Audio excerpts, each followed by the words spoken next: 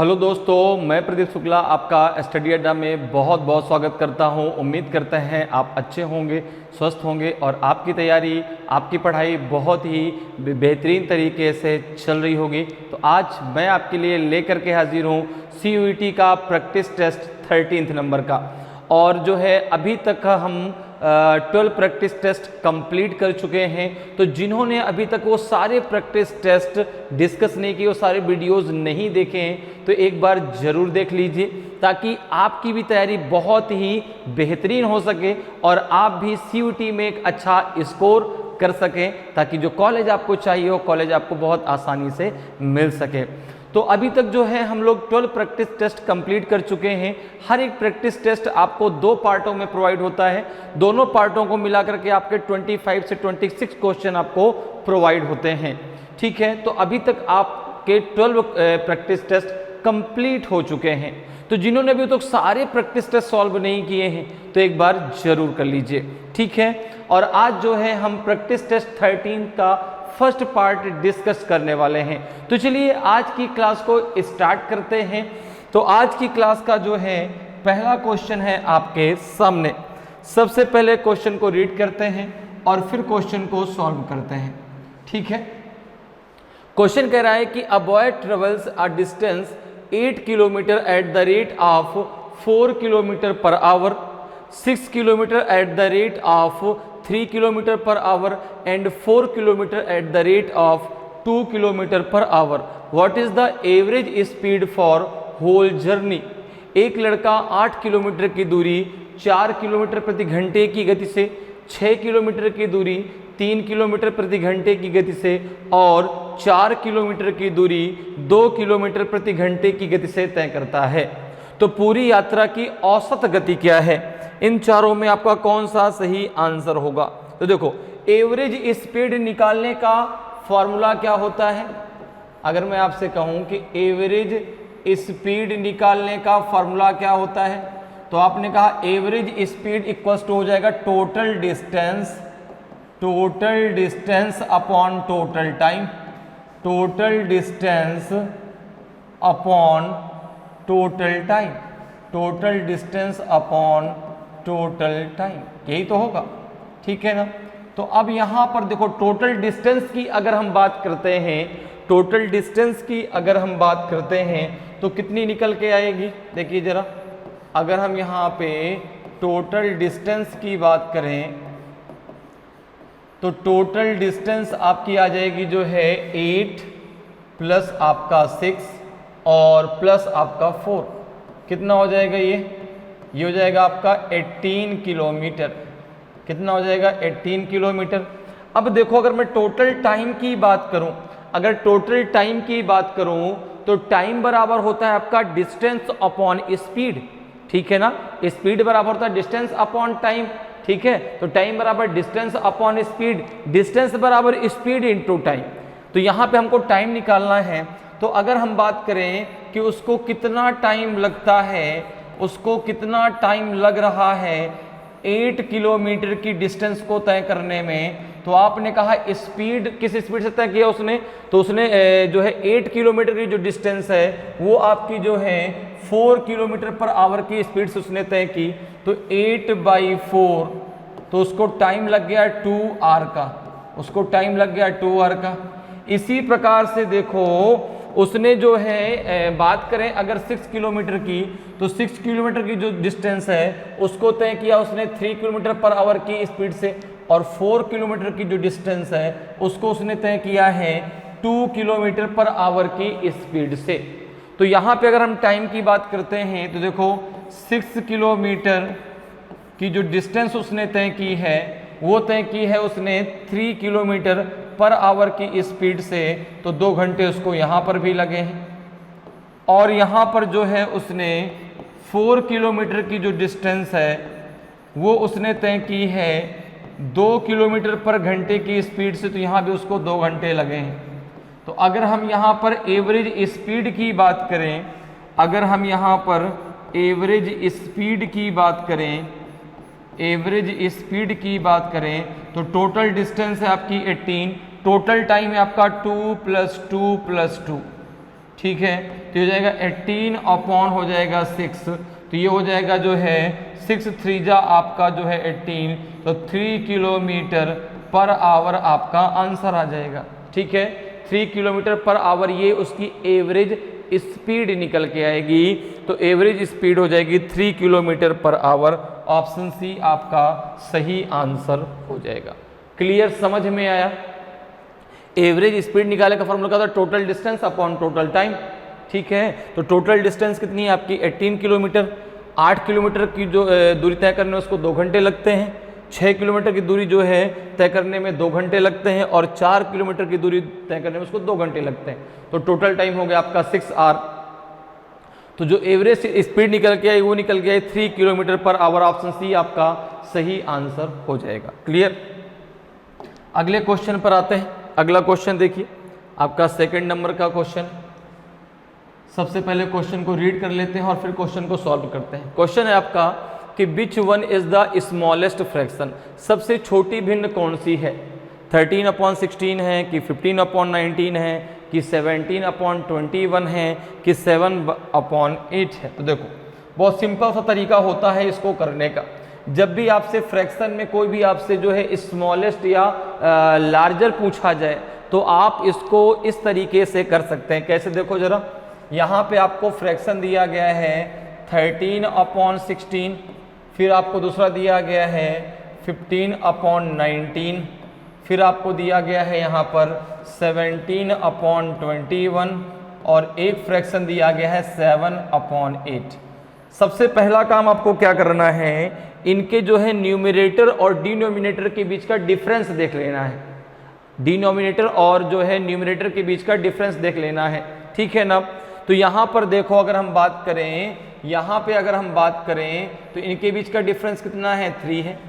इनके बीच का डिफरेंस कितना है? 4 है।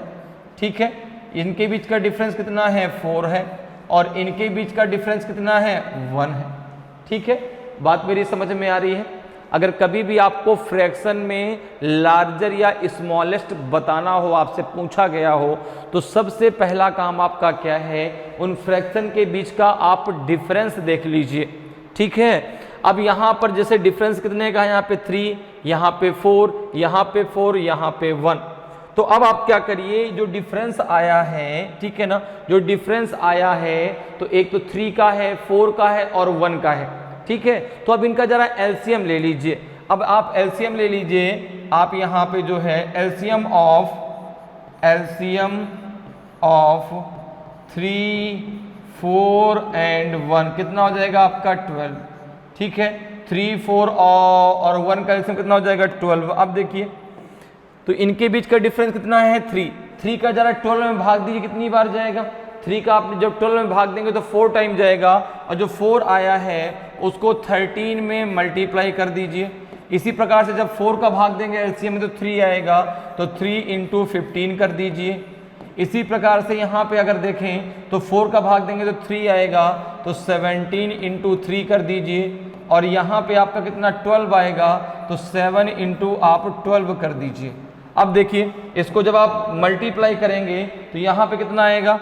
यहाँ पे आपका आ जाएगा 13 4 जा 52। ठीक है, 15 3 जा 45, 17 3 जा 51, और ये हो जाएगा आपका 84। कितना हो जाएगा? 84। तो अब देखो, जो सबसे बड़ा नंबर इसमें आया, जो सबसे बड़ा नंबर आया वो सबसे बड़ी फ्रैक्शन है, जो सबसे छोटा नंबर आया वो सबसे छोटी फ्रैक्शन है। तो अगर आप यहाँ पर देखें तो स्मॉलेस्ट नंबर कौन सा है आपका? 45। स्मॉलेस्ट नंबर कौन सा है आपका? 45। तो स्मॉलेस्ट फ्रैक्शन कौन सा हो जाएगा? स्मॉलेस्ट फ्रैक्शन कौन सा हो जाएगा? तो स्मॉलेस्ट फ्रैक्शन आपका हो जाएगा जो है 15/19। कितना हो जाएगा? 15/19। तो ऑप्शन बी आपका सही आंसर हो जाएगा। क्लियर है? समझ में मेरी बात आई है कि जब भी आपसे फ्रैक्शन में पूछा जाए स्मॉलेस्ट या लार्जर, तो आपको क्या करना है? सबसे पहले आपको न्यूमरेटर और डिन्यूमरेटर के बीच का डिफरेंस निकालना है। ठीक है, डिफरेंस निकालने के बाद उनके बीच का क्या लेना है? एलसीएम। जैसे आपने यहाँ पे ले लिया 3 और 4 और 1 का एलसीएम 12 हो जाएगा। अब जैसे इनके बीच का डिफरेंस 3 है तो 3 से आपने एलसीएम वाली संख्या को डिवाइड कर दिया, जो आया उसको आपने न्यूमरेटर में मल्टीप्लाई कर दिया। इसी प्रकार से यहाँ भी और यहाँ भी। अब इसके बाद देखो जो ये नंबर आया मल्टीप्लाई करने के बाद, जो यहाँ पर सबसे बड़ा नंबर है वो आपकी सबसे बड़ी फ्रैक्शन है, और जो यहाँ पर आपका जो है छोटा नंबर है वो सबसे छोटी फ्रैक्शन है। तो यहाँ पे सबसे छोटा फ्रैक्शन क्या हो जाएगा आपका जो है 15/19। तो ऑप्शन बी आपका सही आंसर हो जाएगा। अगर लार्जर फ्रैक्शन पूछा जाता तो आपका आंसर आता 7/8। क्लियर है, 7/8 सबसे बड़ा फ्रैक्शन है। क्लियर। अगले क्वेश्चन पर आते हैं। अगला क्वेश्चन देखिए क्या है आपका। अगला क्वेश्चन है आपका 3rd नंबर का। सबसे पहले क्वेश्चन को रीड कर लेते हैं। क्वेश्चन कह रहा है कि find the single discount equivalent to the successive discount that are 15%, 20% and 30%। जो आपकी जो क्रमिक छूट है 15% और 20% और 30% की, वह किस एकल छूट के बराबर में है। इन चारों में आपका कौन सा सही आंसर होगा। 52.4% कि 79.4% कि 60.5% की नॉन ऑफ दी, जिनमें से कोई नहीं। तो यहाँ पर देखो अगर हम बात करें तो यहाँ पर भाई अगर कोई चीज़ पे कुछ मार्क प्राइस, एक दुकानदार उसने कुछ मार्क प्राइस रखा है और वह उस पर जो है 3 छूट दे रहा है, सक्सेसिव डिस्काउंट दे रहा है। कितने का, 15 का, फिर 20 का, फिर 30 का। तो अगर मैं यहाँ पे कहूँ, अगर मैंने मान लिया कि let the mark price is 100, the mark price is 100, कितना मान लिया मैंने, 100 रुपीज। ठीक है, मार्क प्राइस कितना है, 100 रुपीज। अब वह उस पर सक्सेसिव डिस्काउंट दे रहा है। डिस्काउंट का मतलब हो गया छूट। तो कोई भी चीज भाई 100% होती है, तो 100% में अगर डिस्काउंट है तो उसमें कम करना है, तो 100 से हम माइनस कर देंगे। तो यहाँ पे अगर मैं बात करूँ कि जो सेलिंग प्राइस है वो क्या होगा, जो सेलिंग प्राइस है वो क्या होगा, तो आपने कहा 100 में इसने सबसे पहला कितना का डिस्काउंट किया, 15% का। तो 100 माइनस 15 परसेंटेज है तो अपॉन में 100 आ जाएगा। इसी प्रकार से फिर कितने का डिस्काउंट है आपका, 20 का। तो 100 माइनस 20 और अपॉन 100 हो जाएगा। फिर कितने का डिस्काउंट है, 30% का। तो यहाँ पे हो जाएगा 100 माइनस 30 अपॉन 100।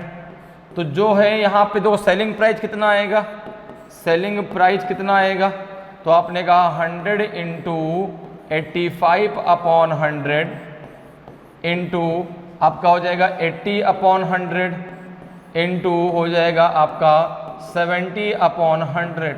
देखो 100 से ये 100 कैंसिल हो गया, ये दोनों जीरो से ये दोनों जीरो कैंसिल हो गए।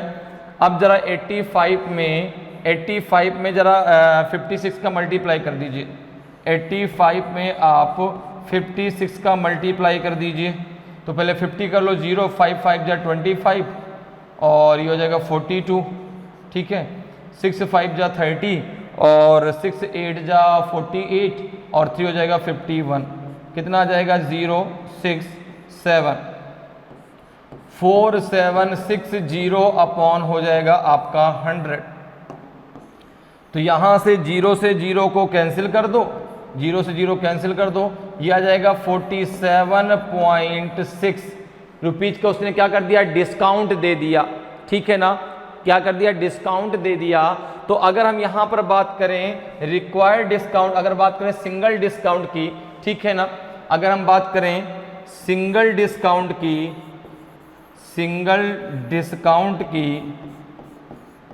तो सिंगल डिस्काउंट इक्वल्स टू हो जाएगा आपका 100 माइनस 47.6। यही तो उसने जो है टोटल डिस्काउंट दिया है।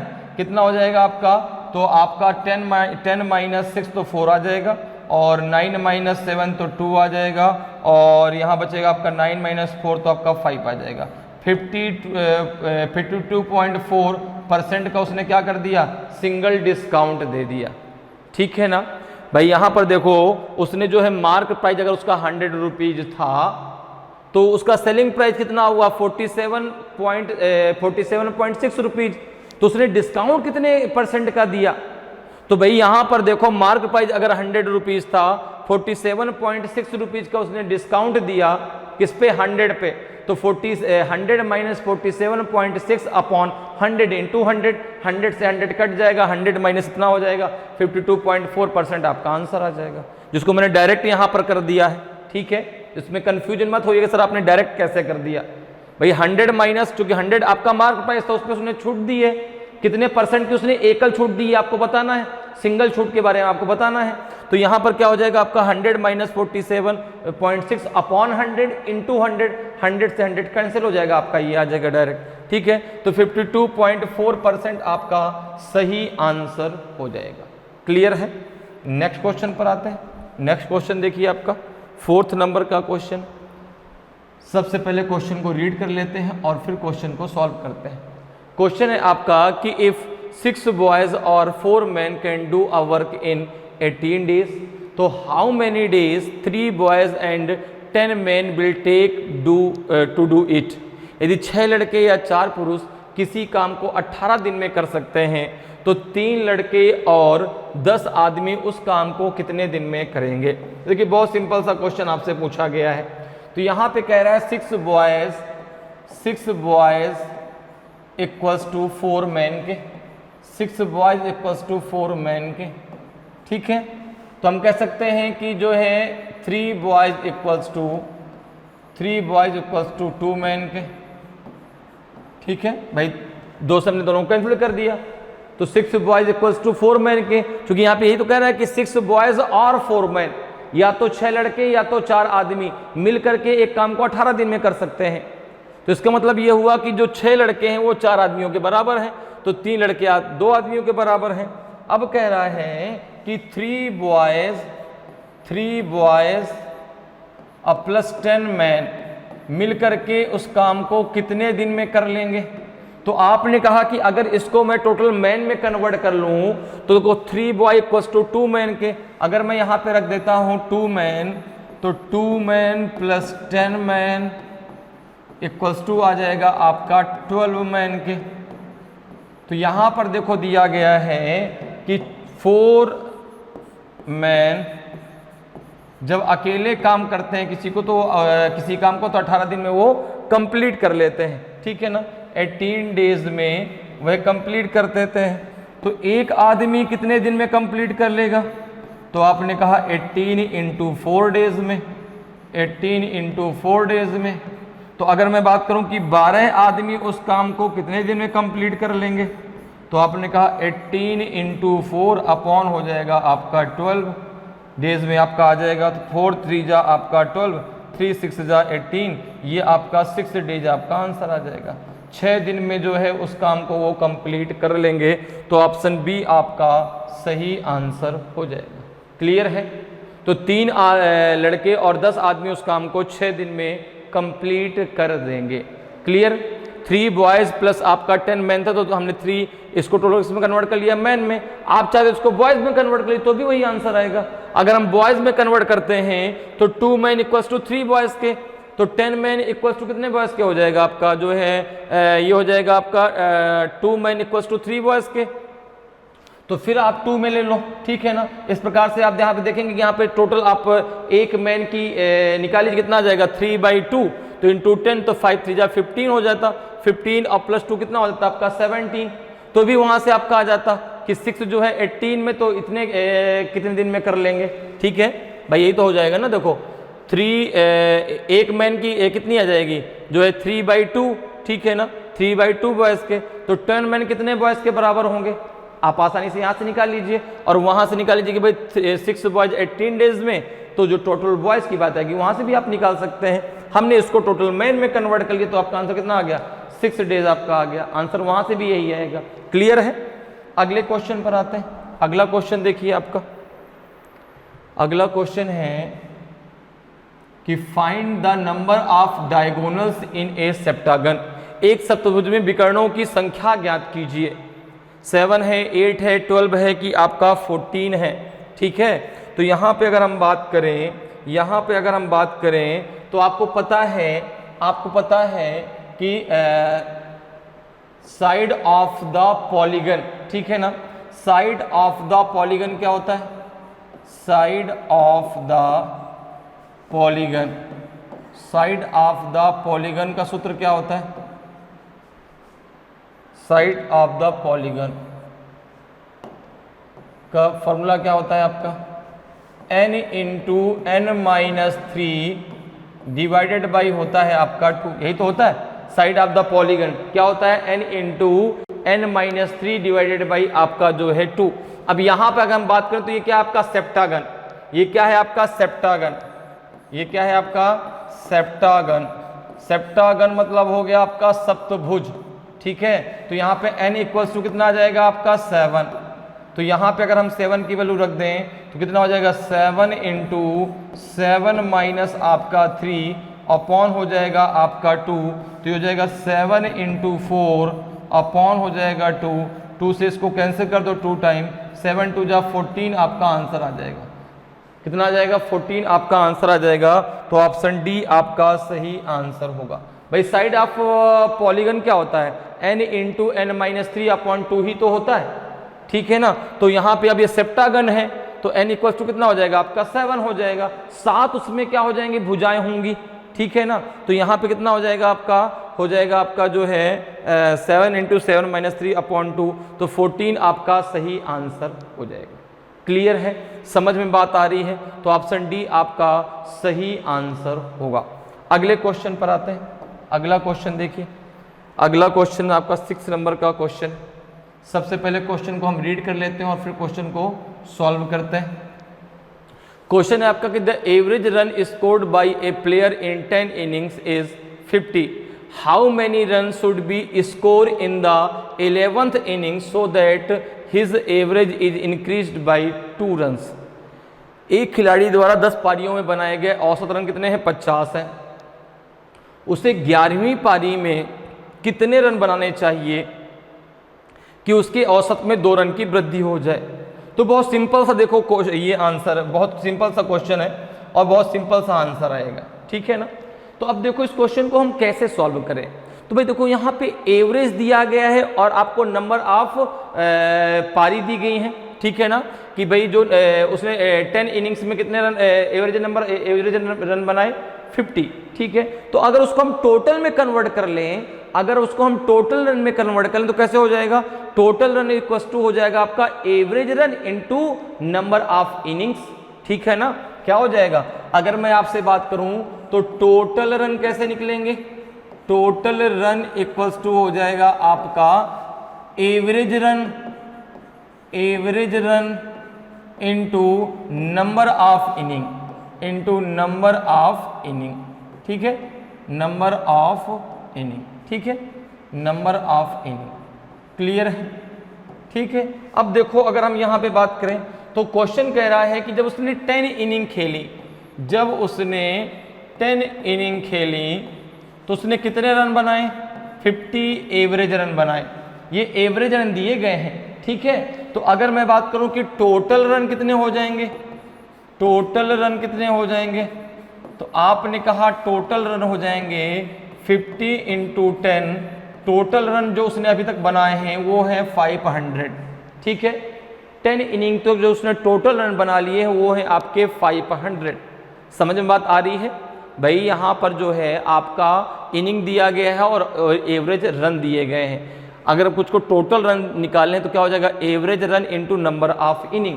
अगर मुझे उसको उसका एवरेज निकालना है तो क्या हो जाएगा? Total run upon number of inning, ठीक है। तो अगर उसको मुझे टोटल निकालना है तो एवरेज में नंबर ऑफ इनिंग का मल्टीप्लाई कर दो। तो जब 10 इनिंग उसने खेली तो 50 एवरेज रन बनाए तो टोटल रन उसके हो गए 500। अब आपसे कहा जा रहा है कि उसको जो 11th जो इनिंग खेल रहा है उस 11th इनिंग में वह कितने रन बनाए कि जो उसका एवरेज जो स्कोर है वो आपका 2 जो है बढ़ जाए, ठीक है। तो अगर मैं बात करूं तो देखो जो 11th इनिंग खेलने के बाद, 11th इनिंग खेलने के बाद उसका जो एवरेज रन का जो स्कोर होना चाहिए वो आपका 52 होना चाहिए। भाई 2 बढ़ के कितना? 52 ही तो हो जाएगा। अभी 50 है, 2 और बढ़ जाएगा एवरेज तो आपका 52 हो जाएगा। तो अगर मैं बात करूं कि टोटल रन कितने हो जाएंगे, टोटल रन इस हिसाब से कितने होने चाहिए? तो आपने कहा 52 इंटू 11, 11 2 जा 22, 2 आपका होल्ड हुआ, 11 5 जा 55, 55 और 2 हो जाएगा आपका 57। तो अगर बात की जाए कि उसको 11th इनिंग में उसको कितने रन बनाने चाहिए थे, तो यहाँ पर देखिए 11th इनिंग में उसको कितने रन बनाने चाहिए थे, तो आपने कहा कि उसको टोटल 572 रन चाहिए 11th इनिंग के बाद, और 10th में आपके 500 थे, तो उसको अभी 72 रन और बनाने होंगे। 11th इनिंग में उसको 72 रन बनाने होंगे ताकि जो उसका एवरेज रन है, ठीक है, एवरेज रन का जो स्कोर है वो आपका 2 क्या हो जाए, बढ़ जाए। तो यहाँ पे आपका 72 आपका सही आंसर हो जाएगा। 11th इनिंग में उसको 72 रन बनाने होंगे। क्लियर, समझ में बात मेरी आ गई कि भाई 10th इनिंग में तक उसका जो एवरेज स्कोर था कितना था आपका 50 रन, ठीक है, तो उसने 10th इनिंग तक बना लिए पूरे 500। अब अगर उसको अपना 2 एवरेज बढ़ाना है तो भाई 11th इनिंग खेलने के बाद अगर वो इतने रन बना लेता है तो उसका जो एवरेज था वो 52 हो जाता। तो यहाँ पे टोटल रन आपके 572 उसको चाहिए, तो भाई उसको 11th इनिंग में कितने रन बनाने पड़ेंगे, 72 रन और बनाने पड़ेंगे, 72 रन और बनाने पड़ेंगे। तो ऑप्शन बी आपका सही आंसर हो जाएगा। क्लियर है, चलिए आगे बढ़ते हैं, अगले क्वेश्चन पर आते हैं। अगला क्वेश्चन देखिए आपका 7th नंबर का क्वेश्चन। सबसे पहले क्वेश्चन को रीड कर लेते हैं और फिर क्वेश्चन को सॉल्व करते हैं, ठीक है। क्वेश्चन कह रहा है कि द वैल्यू ऑफ 10 के पावर 6 40 डिग्री माइनस 33 10 के पावर 4 40 डिग्री प्लस 27 10 के power 2 40 degree is equals to 3 होगा, 4 होगा, 5 होगा कि 6 होगा। देखो भाई अब इसको कैसे सॉल्व किया जाएगा देखते हैं ज़रा। तो यहाँ पर देखो भाई, अगर हम यहाँ पे देखें तो हम 10 40 को कैसे लिख सकते हैं, तो 10 120 डिग्री। अब 10 120 डिग्री को आप क्या लिख सकते हैं, 10 3 इंटू 40 डिग्री लिख सकते हैं, ठीक है, कितना 3 इंटू 40 लिख सकते हैं, ठीक है। अब यहाँ पे अगर हम मान लें कि a इक्वल्स टू 40 डिग्री के, हमने मान लिया a इक्वल्स टू 40 डिग्री के, तो यहाँ पर देखो कितना हो जाएगा, ये हो जाएगा आपका जो है tan 3a, कितना हो जाएगा tan 3a। अब देखो अगर मैं बात करूं कि tan 120 डिग्री, अब tan 120 डिग्री की अगर मुझे वैल्यू चाहिए, ठीक है, तो इसको मैं क्या लिख सकता हूं, tan 180 माइनस थीटा। अब tan 180 माइनस थीटा क्या होता है, माइनस tan थीटा। ये तो आपको पता है कि भाई tan 180 डिग्री माइनस थीटा बराबर माइनस tan थीटा क्या होता है। तो इसको मैं लिख सकता हूं कि tan 180 माइनस 120, ठीक है ना, tan 180 माइनस 120 डिग्री की वैल्यू चाहिए, तो tan 180 माइनस 60, ठीक है। क्या लिख सकता हूं मैं इसको, tan 180 माइनस 60, तो ये हो जाएगा माइनस का tan 60 डिग्री, माइनस का tan 60 डिग्री, और ये बराबर में हो जाएगा tan 3a के, ये बराबर में हो जाएगा tan 3a के। किसके बराबर में हो जाएगा, tan 3a के। अब देखो tan 60 की वैल्यू कितनी होती है, √3, tan 60 की वैल्यू कितनी होती है, √3, तो ये हो जाएगा माइनस का √3, क्या हो जाएगा, माइनस का √3 इक्वल्स टू tan 3a की वैल्यू क्या होती है, tan 3a की जो वैल्यू क्या था, tan 3a का जो फार्मूला वो क्या होता है, तो आपने कहा होता है 3 tan a माइनस आपका होता है tan क्यूब a अपॉन होता है 1 माइनस 3 tan स्क्वायर a। ये फार्मूला होता है कि नहीं होता, ठीक है। tan 3a का फार्मूला क्या होता है आपका, तो 3 tan a minus tan cube a upon 1 minus 3 tan square a, ठीक है। अब यहाँ पे अगर आप p इक्वल्स टू मान लो आप tan a, p equals to आपने मान लिया tan a, तो ये हो जाएगा आपका जो है माइनस का √3, माइनस का √3 इक्वल्स टू 3p माइनस का आपका हो जाएगा जो है p क्यूब, ठीक है। अपॉन हो जाएगा आपका जो है यहाँ पे 1 माइनस 3p²। ठीक है, क्लियर है भाई। tan a बराबर आपने p मान लिया, ठीक है, तो यहाँ पे आपने p को रख दिया। अब दोनों तरफ का आप स्क्वायर कर दीजिए। अब दोनों तरफ का आप क्या कर दीजिए, स्क्वायर कर दीजिए, इधर का भी और इधर का भी। अच्छा, इसके अपॉन में 1 रख दीजिए, कोई दिक्कत नहीं, ठीक है, 1 रखने में कोई प्रॉब्लम नहीं है। अब देखो जब स्क्वायर आप कर देंगे तो कितना आ जाएगा आपका, ये 3/1 हो जाएगा, इक्वल्स टू ये कितना हो जाएगा आपका a² माइनस b², और ये नीचे वाले का भी a² माइनस b² का आप फार्मूला लगा दीजिए। इसको ऐसे करिए, मैं बता रहा हूँ कैसे, ताकि आपको कोई कन्फ्यूजन नहीं होगा, ठीक है ना। इसका स्क्वायर और इसका भी स्क्वायर करना है आपको, ठीक है। अब इसका अगर यहाँ पे a माइनस बी का होल आप स्क्वायर लगाते हैं तो क्या हो जाएगा, देखो a² अर्थात 9p² प्लस b² अर्थात p के पावर 6 माइनस 2ab, तो ये हो जाएगा आपका, ये हो जाएगा आपका 3 2 जा 6 के पावर आपका 6 इंटू p के पावर आपका हो जाएगा 4, ये तो हो जाएगा 2ab। तो a कितना है आपका 3p है, b कितना है आपका p³ है, तो 3 2 जा 6 p का p मल्टीप्लाई कर दो, p के पावर 4 आ जाएगा। अपॉन हो जाएगा जो है ये कितना a² अर्थात 1 प्लस हो जाएगा आपका ये 9p के पावर 4 माइनस कितना हो जाएगा 3 2 जा 6p²। अब देखो आप एक काम करो, आप इसका मल्टीप्लाई 3 में कर दो, इसका मल्टीप्लाई 1 में कर दो, तो यहाँ पे आपका आ जाएगा, अगर हम 3 का मल्टीप्लाई इसमें करते हैं तो ये हो जाएगा आपका 3 प्लस हो जाएगा आपका 27p के पावर 4, ठीक है, और ये हो जाएगा माइनस का 18p²।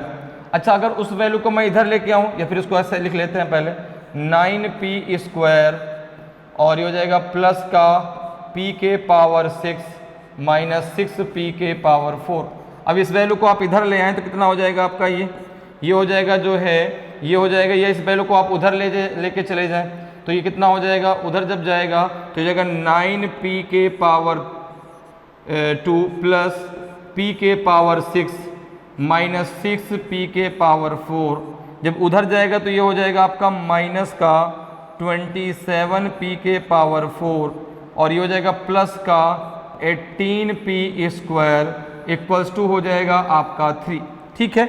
अब देखो इसमें जो है आप p के पावर 4 दोनों को आपस में ऐड कर दीजिए, p² को आपस में ऐड कर दीजिए, तो ये कितना हो जाएगा, ये कितना हो जाएगा, अगर यहाँ पे देखें तो p के पावर 4, तो p के पावर 6 ये आगे ले लीजिए, p के पावर 6 सबसे पहले ले लीजिए, इसका भाई इसके साथ में तो कोई नहीं है, तो p के पावर 6 तो दूसरा p के पावर 6 है नहीं। अब p के पावर 4 की अगर हम बात करें तो कितना हो जाएगा 33, तो माइनस का 33 p के पावर 4 और ये कितना हो जाएगा आपका, ये हो जाएगा 18 और 9 हो जाएगा आपका प्लस का जो है 27 p के पावर 2 इक्वल्स टू हो जाएगा आपका 3, हो जाएगा नहीं हो जाएगा, ठीक है, क्लियर है। अब देखो अगर हम यहाँ पे बात करें तो ये देखो p आपने क्या माना है 10, तो 10, अब यहाँ पे क्या आ जाएगा 10a, अब a बराबर आपने क्या माना है 40 डिग्री, तो जाएगा 10 के पावर 6a माइनस 33 10 के पावर 4a प्लस 27 10 के पावर 2a इक्वल्स टू 3।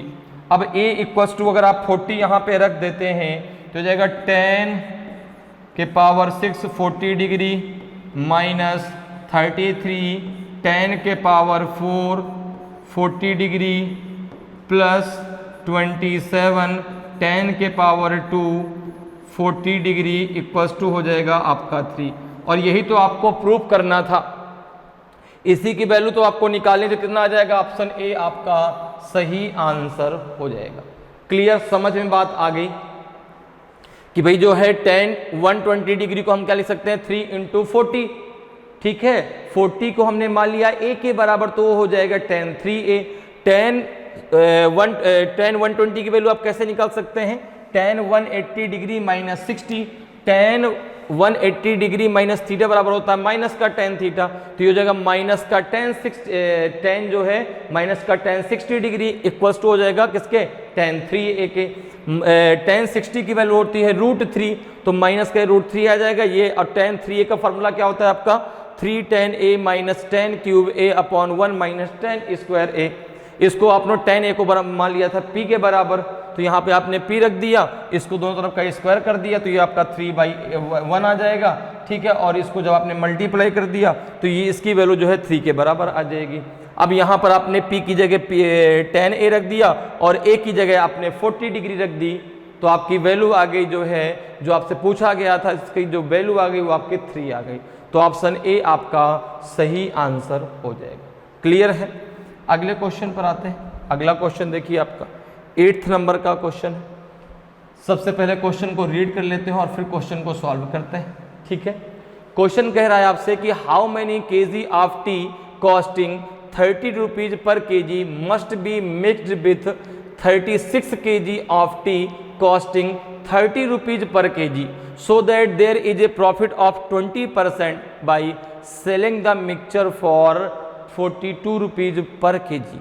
32 रुपये प्रति किलोग्राम मूल्य वाली कितने किलोग्राम चाय को 36 रुपये प्रति किलोग्राम मूल्य की 36 किलोग्राम चाय में मिलाया जाना चाहिए ताकि मिश्रण को 42 रुपये प्रति किलोग्राम में बेचने पर 20% का लाभ हो।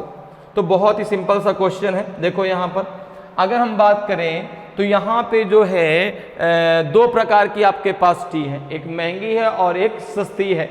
तो अगर मैं बात करूँ CP ऑफ चीपर टी, अगर मैं बात करूँ कि CP of cheaper T, CP of cheaper T, तो ये है आपका 32 rupees per KG, 32 rupees per KG, ठीक है। अगर हम बात करें CP of dearer T, CP of dearer T, dearer T, तो ये है आपका जो है 36 रुपीज पर केजी, ठीक है। इसी प्रकार से अगर हम बात करें तो जो इन दोनों को मिला के एक जो मिक्सचर तैयार किया गया, उस मिक्सचर का सेलिंग प्राइस आपको 42 रुपीज दिया गया है और उसका उसमें जो आपको प्रॉफिट है वो आपका 20% का है। तो अगर मैं इसका CP निकालूं, अगर मैं CP निकालूं तो देखो यहाँ पे SP दिया गया है कितना 42 रुपीज पर केजी और आपको प्रॉफिट दिया गया है, प्रॉफिट दिया गया है आपको 20% का। तो यहाँ पर अगर हम बात करें CP of mixture, CP of mixture, ठीक है, CP ऑफ मिक्सचर, तो ये हो जाएगा आपका जो है कितना 42 अपॉन 120 इंटू 100, ठीक है, 42 अपॉन 120 इंटू 100, ठीक है भाई। CP बराबर क्या होता है आपका SP into 100 upon 100 plus profit, ठीक है। तो यहाँ पे आपका ये हो जाएगा। अब इसको जरा कैंसिल कर दो, किससे 0 से 0 कैंसिल कर दो, 2 6 जा 12, 2 5 जा 10, 6 7 जा 42, 7 5 जा 35। तो इसका जो मिक्सचर बन के तैयार हुआ उसका जो CP है, कॉस्ट प्राइस है, वो है 30 रुपीज पर केजी। इसको हम मीन प्राइस भी बोलेंगे भाई, मीन प्राइस ही तो हुआ। दोनों को मिला के जो एक नया मटेरियल तैयार किया गया, जो एक नई टी तैयार की गई, तो उसका जो कॉस्ट प्राइस है वो 30 रुपीज पर केजी है, सॉरी 35 रुपीज पर केजी। तो अब यहाँ पर देखो, एक हो गई आपकी चीपर टी, एक हो गई आपकी चीपर टी और एक हो गई आपकी डियरर टी, डियरर टी, एक हो गई आपकी डियरर टी, डियरर टी, ठीक है। इसकी जो CP है वो कितनी है 32 रुपीज पर केजी, इसकी CP है 36 rupees per KG, mean price है 35 रुपीज पर केजी। अब यहाँ पे एलिगेशन का रूल लगा दो, इसमें से इसको माइनस करो, इसको जो है 35 में से माइनस करो, 36 माइनस 35 कितना बचेगा आपका 1 और 35 माइनस 32 कितना बचेगा आपका 3, ठीक है। तो ये इनके क्वांटिटी का रेशियो आ गया। ये जो है आपके चीपर टी और डियरर टी के क्वांटिटी का रेशियो आ गया 1:3। अब अगर आप बात करें तो जो महंगी वाली चाय है, जो डियरर टी है, वो कितने केजी मिलाई जा रही है, 36 केजी। तो अगर हम यहाँ पर बात करें, अगर हम यहाँ पे बात करें तो 3 इक्वल्स टू कितने के हैं आपका 36 के, तो आपका 1 इक्वल्स टू कितने के हो जाएगा आपका 36/3, तो ये आ जाएगा आपका 12 के। तो 1 इक्वल्स टू आपका हो जाएगा 12 के। तो अगर मैं बात करूं कि चीपर जो टी है, चीपर टी कितने केजी होना चाहिए, तो आपने कहा उसकी क्वांटिटी रेशियो में 1 है, 1 इक्वल टू 12 आ गया तो 1 × 12 हो जाएगा, वो हो जाएगा आपका 12 केजी। ठीक है, और बाकी डियरर टी आपको पता ही है, डियरर टी आपको पता है कि डियरर टी कितने केजी मिक्स की गई 36 केजी, तो 3 × 12 आपका 36 आ जाएगा। ठीक है, तो जो सस्ती वाली चाय है वो 12 केजी, और जो है जो महंगी वाली चाय है वो 36 केजी जो है दोनों मिक्स की गई हैं। किस रेशियो में, 1:3 के रेशियो में। ठीक है, अगर 1 किलोग्राम चीपर टी तो 3 किलोग्राम आपकी डियरर टी, और जो ऐसे मिक्सचर तैयार किया गया उसको बेचा गया है 42 रुपीज पर केजी में, जिससे उसको 20% का प्रॉफिट हुआ है। क्लियर है, तो यहाँ पे ऑप्शन जो है आपका ए बिल्कुल सही आंसर हो जाएगा। जो सस्ती चाय है उसकी जो क्वांटिटी है 12 केजी। क्लियर, अगले क्वेश्चन पर आते हैं। अगला क्वेश्चन देखिए आपका 9th नंबर का क्वेश्चन है। सबसे पहले क्वेश्चन को रीड कर लेते हैं और फिर क्वेश्चन को सॉल्व करते हैं। क्वेश्चन है आपका कि a sum of money lent out at simple interest amount to 460 rupees in 3 years and 500 rupees in 5 years. The sum and rate of interest are respectively. साधारण ब्याज पर उधार दी गई एक राशि 3 वर्ष में 460 रुपए और 5 वर्ष में 500 रुपए हो जाती है। राशि और ब्याज की दर क्रमशः है। इन चारों में कौन सा आपका सही आंसर होगा? तो देखिए भाई, बहुत ही आसान सा क्वेश्चन है ये। यहाँ पे देखो कह रहा है कि a sum of money lent out at simple interest amount to 460 rupees in 3 years and 500 rupees in 5 years. तो देखो आपको पता है कि जो सिंपल इंटरेस्ट है वो हर एक वर्ष का क्या होता है, आपका समान होता है। तो यहाँ पे देखो दिया गया है कि 3 ईयर में जो अमाउंट है वो कितना हो गया आपका 460 रुपीज, और 5 ईयर में कितना हो गया ये, 5 ईयर में कितना हो गया ये, तो आपने कहा ये हो गया आपका 500 रुपीज। अच्छा, कितना बढ़ गया, तो आपने कहा कि 2 साल में 2 ईयर में ये 40 रुपीज बढ़ गया। 500 में से 460 को मल्टीप्लाई कर दीजिए, तो 2 वर्ष में जो है भाई ये 60 रुपीज बढ़ गया। हर एक वर्ष का सिंपल इंटरेस्ट समान होता है। तो यहाँ पर देखो 2 वर्ष में उसको 40 रुपए इंटरेस्ट मिला, तो एक वर्ष में कितना मिलेगा, तो आपने कहा 40/2, एक वर्ष में मिलेगा उसको 20 रुपीज, एक वर्ष में मिलेगा उसको 20 रुपीज। तो यहाँ पर देखो अगर हम बात करें तो 3 वर्ष में जो उसका अमाउंट हो गया था वो हुआ था 460 रुपीज। अमाउंट इक्वल्स टू होता है आपका प्रिंसिपल प्लस आपका सिंपल इंटरेस्ट। तो यहाँ पर देखो अगर हम बात करें प्रिंसिपल कितना है उसका, तो भाई एक वर्ष में जो उसको इंटरेस्ट मिला वो 20 रुपीज है। तो 3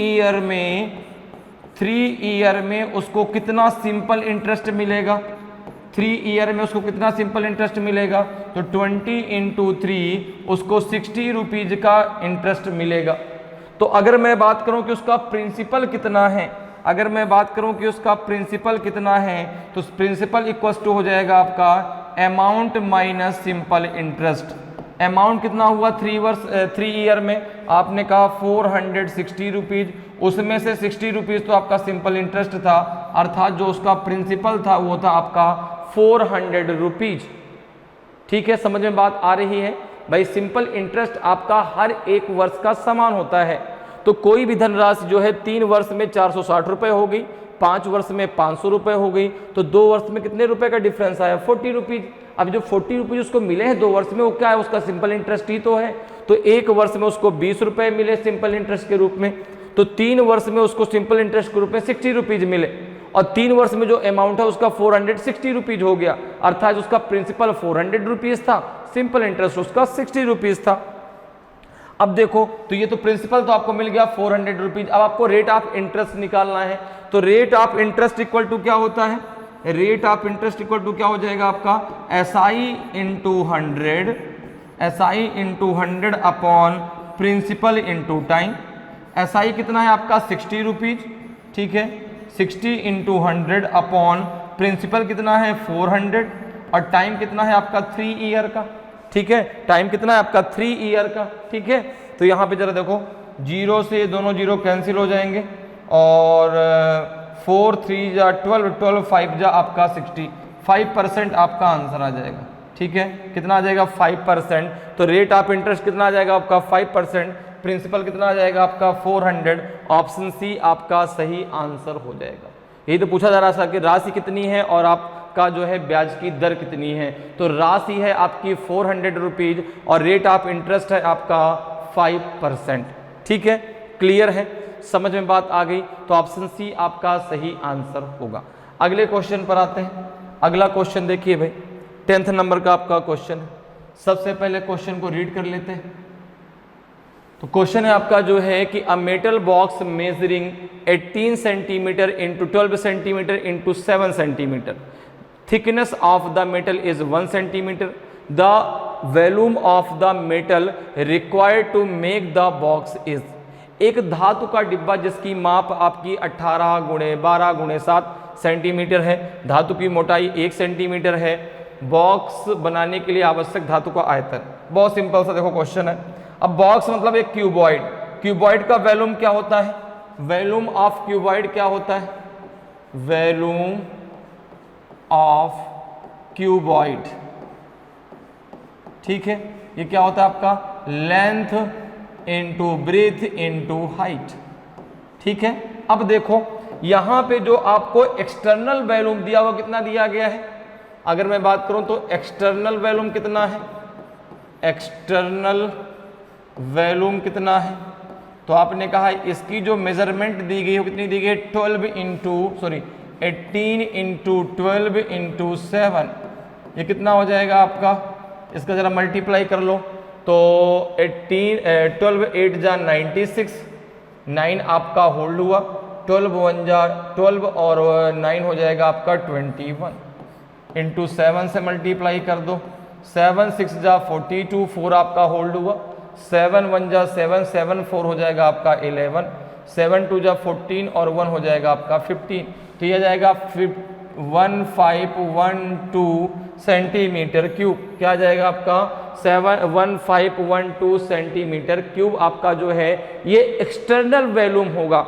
अब देखो अगर मैं बात करूं थिकनेस कितनी है, थिकनेस कितनी दी गई है, थिकनेस है आपके बॉक्स की जो है वो है आपकी 1 सेंटीमीटर, 1 सेंटीमीटर। तो अगर मैं बात करूं कि जो इंटरनल आपका जो है उसका जो डायमेंशन होगा वो कितना होगा, ठीक है ना, जो बॉक्स का इंटरनल डायमेंशन होगा वो कितना होगा, तो internal dimension of box, dimension of box कितना हो जाएगा, तो आपने कहा ये हो जाएगा जो है आपका 18 माइनस 2 16 और आपका जो है 12 माइनस 2 आपका हो जाएगा जो है कितना 14 और 12 माइनस 2 10 होगा ना, तो प्लस है 14 आएगा, ठीक है। ये आपका 10 और 7 माइनस 2 तो आपका 5। तो इंटरनल वॉल्यूम क्या हो जाएगा, इंटरनल वॉल्यूम क्या हो जाएगा भाई, इंटरनल वॉल्यूम क्या हो जाएगा आपके बॉक्स का, इंटरनल वॉल्यूम क्या हो जाएगा बॉक्स का, तो आपने कहा length into breadth into height कितना है आपका 16 इंटू 10 इंटू आपका 5, तो ये हो जाएगा आपका 800, कितना हो जाएगा 800 सेंटीमीटर क्यूब, कितना हो जाएगा 800 सेंटीमीटर क्यूब, ये भी सेंटीमीटर क्यूब में आएगा, ठीक है। ध्यान रखिएगा जगह यहाँ कम होने को यहाँ मैंने लिख दिया है, ठीक है। तो ये आ जाएगा आपका एक्सटर्नल वॉल्यूम कितना आ जाएगा 1512 सेंटीमीटर क्यूब और जो आपका इंटरनल वॉल्यूम है वो आ गया आपका 800 सेंटीमीटर क्यूब। तो अब देखो यहाँ पे अगर हम बात करें कि the volume of the metal required कितना हो जाएगा, the volume of the metal required equals to हो जाएगा external volume minus external volume minus internal volume. ठीक है, तो एक्सटर्नल वॉल्यूम कितना है, एक्सटर्नल वॉल्यूम है आपका जो है 1512 सेंटीमीटर क्यूब माइनस इंटरनल कितना है 800 centimetre cube.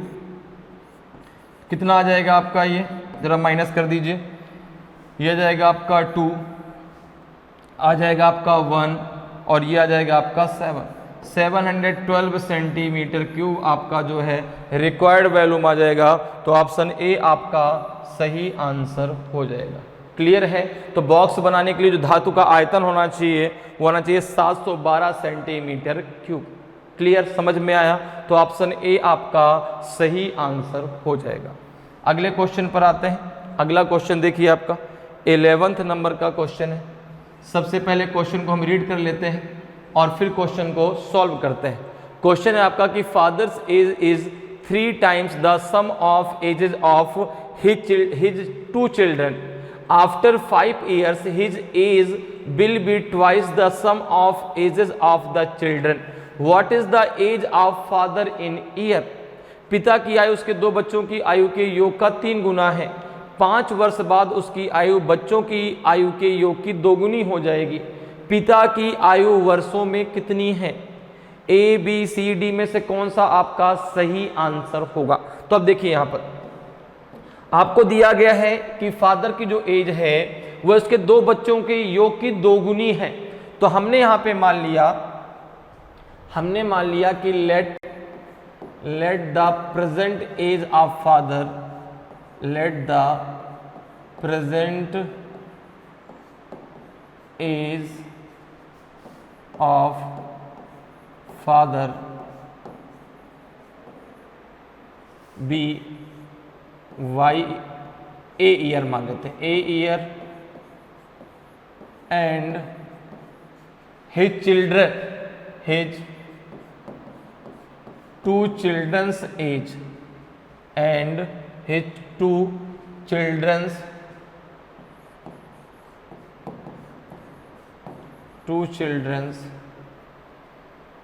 and his 2 children's age sum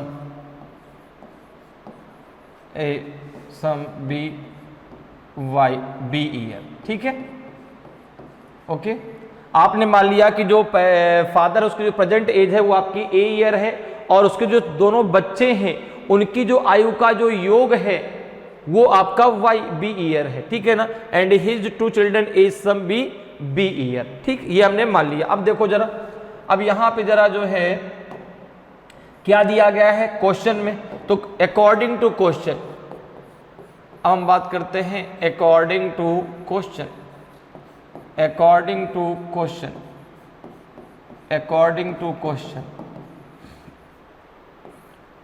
to question जरा बात कर लेते हैं। तो क्या दिया गया है? Father's age is 3 times the sum of ages of his 2 children। जो पिता की आयु 2 बच्चों की आयु का क्या है? 2 बच्चों की आयु के योग का 3 गुना है।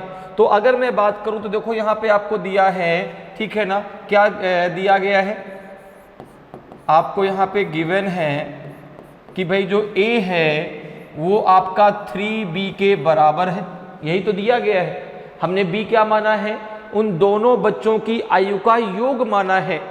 तो दोनों बच्चों की जो आयु का योग है वो उसके पिता की आयु के बराबर है। तो भाई अगर पिता की आयु का क्या है, जो पिता की आयु है उन दोनों बच्चों की आयु के योग का 3 गुना है। तो अगर मुझे इस योग को इसके बराबर करना है तो उसके योग में मुझे 3 का मल्टीप्लाई करना पड़ेगा। जो भाई फादर की एज है उनके बच्चों की, दोनों बच्चों की एज का क्या है 3 गुना है।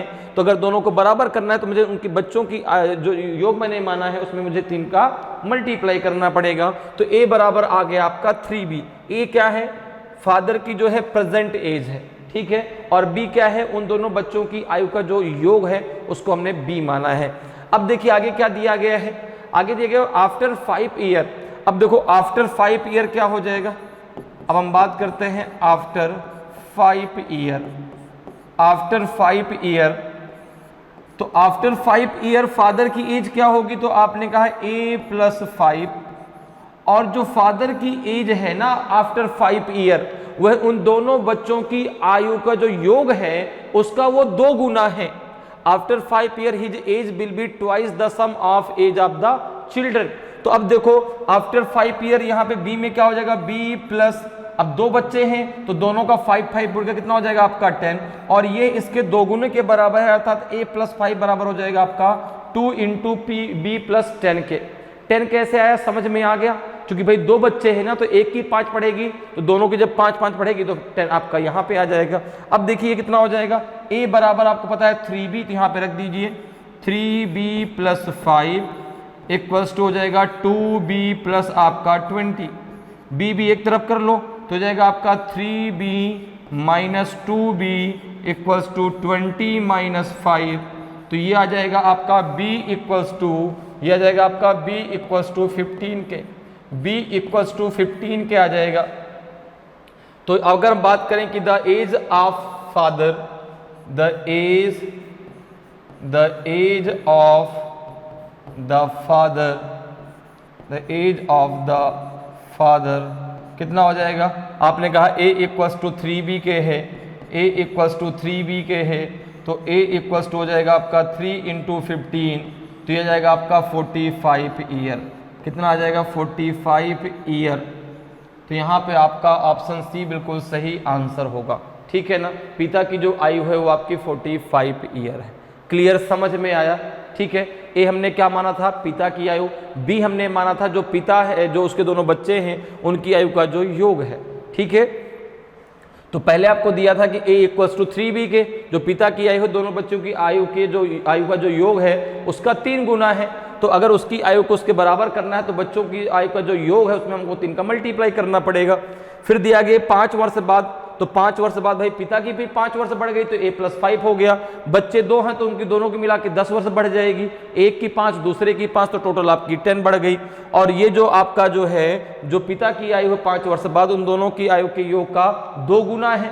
तो अगर अब बराबर करना है तो इसमें 2 का मल्टीप्लाई करना पड़ेगा। तो यहाँ पे से b इक्वल्स टू 15 आ गया, फादर की एज थी a इक्वल्स टू 3b के, तो फादर की एज आ जाएगी आपकी 45 ईयर, ठीक है। तो ऑप्शन सी आपका सही आंसर हो जाएगा। अगले क्वेश्चन पर आते हैं। अगले क्वेश्चन का आंसर जरा बताइए क्या होगा। 12th नंबर का क्वेश्चन है, आज की क्लास का ये लास्ट क्वेश्चन है। सबसे पहले क्वेश्चन को रीड कर लेते हैं और फिर क्वेश्चन को सॉल्व करते हैं। क्वेश्चन कह रहा है कि if x² plus y² plus 1/x² plus 1/y² equals to 4, then the value of x² plus y² is. देखिए ऐसे क्वेश्चन बहुत आसान होते हैं। ऐसे क्वेश्चनों को आप क्या कर सकते हैं, डायरेक्ट कुछ वैल्यू रख करके ऐसी x और y की वैल्यू को मान करके आप डायरेक्ट क्वेश्चन को सॉल्व कर सकते हैं। देखो यहाँ पे दिया गया है आपको x² plus y² plus 1/x² plus 1/y² equals to 4। अब देखो अगर मैं कुछ ऐसी वैल्यू आपकी जो है x और y की मालूम, जिससे जो है लेफ्ट हैंड साइड और राइट हैंड साइड दोनों क्या हो जाए आपके इक्वल हो जाए, तो यहाँ पे देखो अगर मैं वैल्यू रख दूं x बराबर 1, अगर मैं वैल्यू रख दूं x बराबर 1 एंड y बराबर 1, देखो जरा रख दो भाई। अगर यहाँ पे रखेंगे कितना हो जाएगा आपका 1 का स्क्वायर प्लस 1 का स्क्वायर प्लस 1/1 का स्क्वायर प्लस 1/1 का स्क्वायर इक्वल्स टू आपका 4 है। अब देखो इसकी वैल्यू 1 आ जाएगी, इसकी वैल्यू 1 हो जाएगी, इसकी वैल्यू भी 1 हो जाएगी, इसकी वैल्यू भी 1 हो जाएगी, तो ये भी 4 हो जाएगा और ये भी 4 हो जाएगा। तो देखो लेफ्ट हैंड साइड बराबर राइट हैंड साइड के हो गया। जब लेफ्ट हैंड साइड बराबर राइट हैंड साइड के हो गया तो x की वैल्यू कितनी आपने मान ली, आपने 1, और y की वैल्यू कितनी आ गई आपकी हो गई 1। तो अब यहाँ पर देखो बड़ी आसानी से आप आंसर निकाल पाएंगे, x² plus y square equals to 1 का स्क्वायर प्लस 1 का स्क्वायर, तो ये हो जाएगा आपका 1 प्लस 1, तो ये हो जाएगा आपका 2। तो x square plus y square की जो वैल्यू है वो आपकी 2 हो जाएगी। ऑप्शन ए आपका सही आंसर हो जाएगा।